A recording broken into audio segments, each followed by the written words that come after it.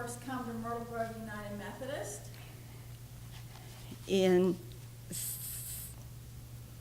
September of 1961. Wow, long time ago. Can you tell us how this church has impacted your life and the life of your family? Well, Patty, it's just been wonderful.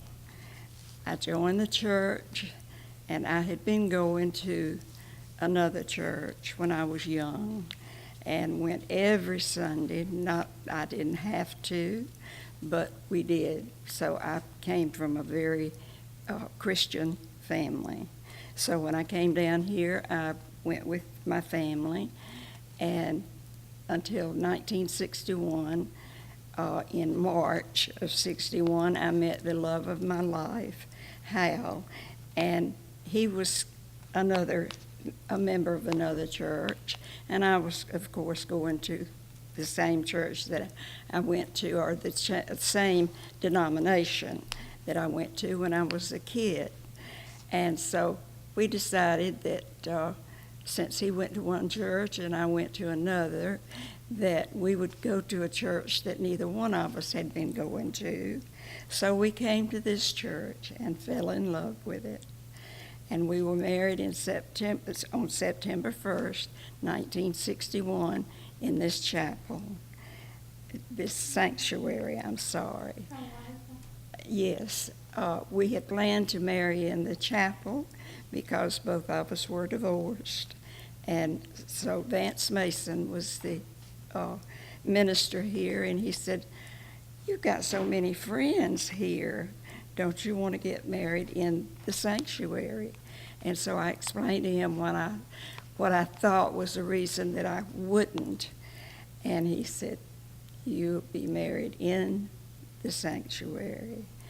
And we had a beautiful wedding. Oh, wonderful. And I met so many friends here at the church that this just became my church family.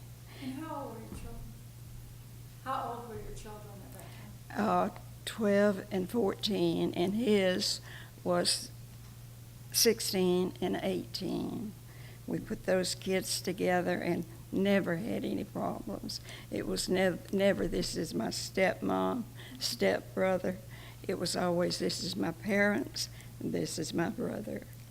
So God had a lot to do with that. I know he did. And this church has just led us. My two boys were baptized the same day that I was. And it was kind of funny because we didn't get baptized here. My mother was so strict on submersion.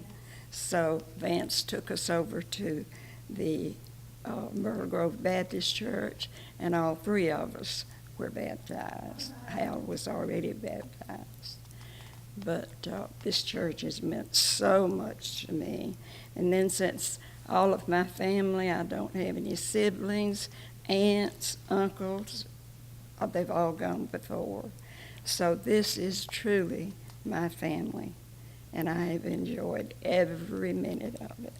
Well, John, Annie, you continue to be active to this day, and I was wondering if you could tell us some of the things, some of the spiritual gifts that you have used in this church. What are the things, the ways you've enjoyed serving the Lord here?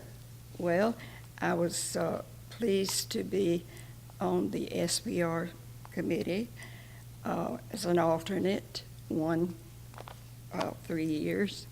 And then I've been active in my circle, Joe and Nadine Circle, for many, many years. And then I'm on the Myrtle Grove United Methodist Women.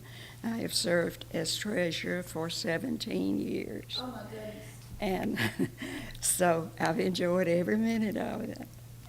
And I've been a member of the Barlow class since, I know, 85. That's when I retired. I retired in 85, and I had more time then.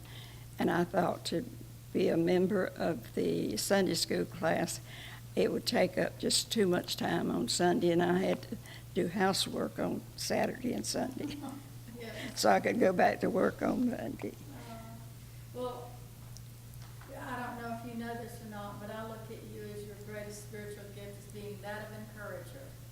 Always know that I'm gonna get a pat on the back if I read some scripture or sing a song or whatever. John Annie is there Well, to you're- encourage I whoever's doing what.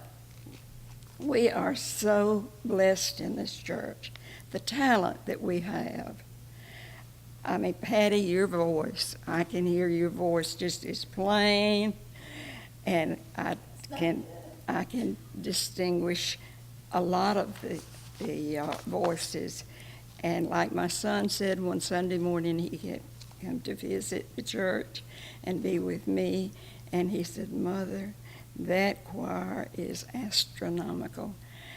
It sounds like 3 times as many people in it." And it does, it does. What a compliment. We are so talented. And look what we're bringing up.